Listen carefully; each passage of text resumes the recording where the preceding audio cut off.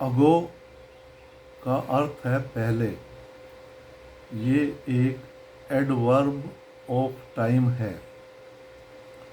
यहाँ पर past indefinite tense के प्रैक्टिस के लिए कुछ वाक्यों का उल्लेख किया जा रहा है जिनमें एडवर्ब अगो का प्रयोग किया गया है, क्योंकि अगो पास्ट इंडेफिनिट टेंस के लिए एक की वर्ड के रूप में प्रयोग किया जाता है। अगो का अधिकतर प्रयोग पास्ट इंडेफिनिट टेंस में ही किया जाता है। राहुल 10 मिनट पहले आया। Rahul came 10 minutes ago. मैंने कुछ देर पहले यह मोबाइल खरीदा। I bought this mobile a little while ago. A little while कुछ देर, ये एक फ्रेजल वर्ड है। अगो इसके साथ लगाने से बन गया कुछ देर पहले। क्या तुम्हारा परिवार कुछ वर्ष पहले हरियाणा में समालका में रहता था? Did your family live at Samalka in Haryana a few years अगो। अब ये एक इंटेरोगेटिव वाक्य है। डिड का प्रयोग शुरू में हो गया।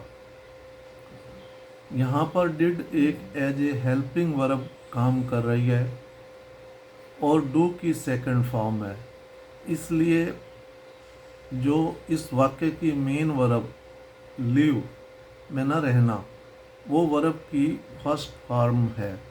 जब भी वाक्य में डिड का प्रयोग हो तो पास्ट इंडेफिनिट टेंस में मेन वर्ब V1 का प्रयोग किया जाता है। Eight Samalka in Haryana.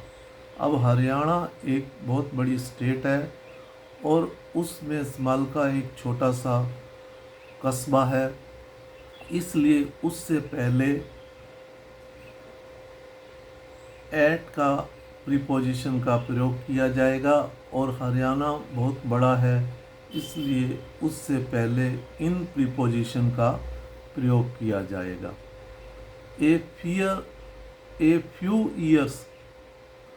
Few years में ना कुछ वर्ष। फ्यू का तब प्रयोग करते हैं जो काउंटेबल नाउन हो, और ए लिटल का प्रयोग तब करते हैं जो अनकाउंटेबल हो, क्वांटिटी हो। ए फ्यू ईयर्स अगो। क्या तुम्हारा परिवार कुछ वर्ष पहले हरियाणा में समालका में रहता था? Did your family live at Samalka in Haryana a few years अगो।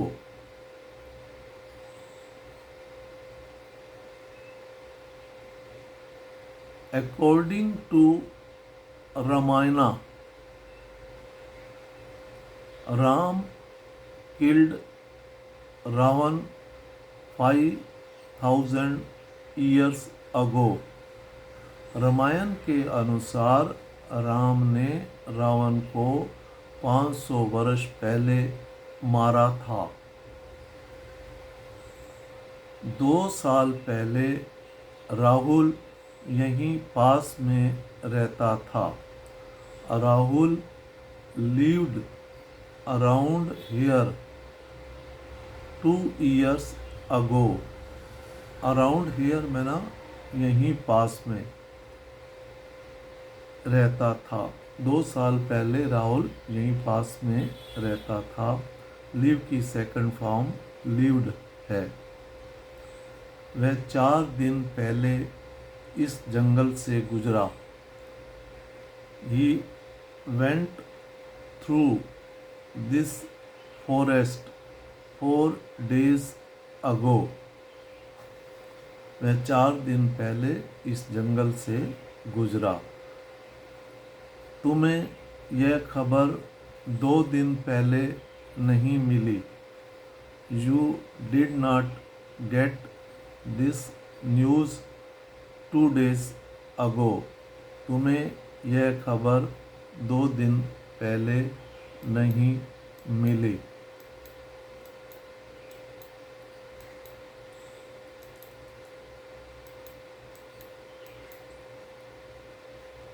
दिल्ली में 2 दिन पहले मूसलाधार बारिश नहीं हुई। इट डिड नॉट रेन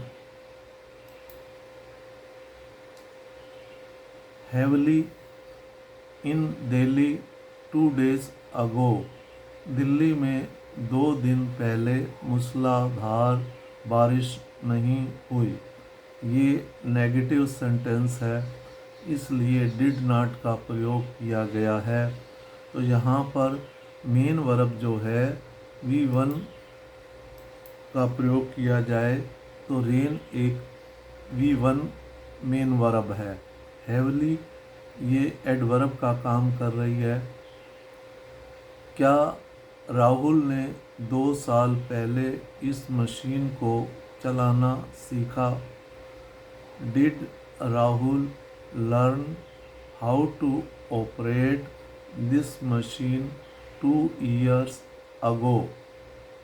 जब भी कोई सीखने की बात आती है तो उसको हाउ टू ऑपरेट का हाउ टू उसके बाद V1 का प्रयोग किया जाता है। और यहाँ पर डिड राहुल लर्न, जो लर्न है V1 है, क्योंकि डिड का प्रयोग पहले आ गया है। जिस वाक्य में डिड का प्रयोग आएगा पास्ट इंडेफिनिट टेंस के, उसमें मेन वर्ब V1 आएगी, ये याद रखें। और कोई चीज़ सीखनी हो तो उसको हाउ टू का प्रयोग किया जाता है और हाउ टू के बाद हमेशा V1 का प्रयोग किया जाएगा। उसने कुछ समय पहले इस नदी में छलांग लगा दी। He jumped into this river some time ago. उसने कुछ समय पहले इस नदी में छलांग लगा दी। इनटू, क्योंकि वो प्रेशर से एकदम कूदता है, तो जब इस तरीके प्रेशर से किसी चीज़ में एंटर करते हैं तब इनटू का इनटू प्रीपोजिशन का प्रयोग किया जाता है। वह कुछ हफ्ते पहले दिल्ली चला गया। He went to Delhi a few weeks ago. A few weeks ago मतलब कुछ सप्ताह पहले। तो अगर a few का मतलब है कुछ और few का मतलब है ना के बराबर। The few जो उसके पास है कुछ निश्चित है, तो इसलिए काउंटेबल नाउन से पहले फ्यू का प्रयोग किया जाता है और अनकाउंटेबल नाउन से पहले लिटल का प्रयोग किया जाता है। इस प्रकार जिन वाक्यों में अगो का प्रयोग किया जा रहा था वो अभ्यास के लिए यहाँ प्रस्तुत किए गए हैं। इसमें कोई त्रुटि हो तो कृपया कमेंट्स करें। और दूसरा निवेदन ये है, इसको शेयर ज़रूर करें ताकि ये उन वंचित बच्चों दूर दराज के ग्रामीण के जिनको टेंस बनाने में समस्या आ रही है, क्योंकि मैंने हिंदी में बताने की कोशिश की है ताकि उनको आसानी से समझ आ सके। जय हिंद।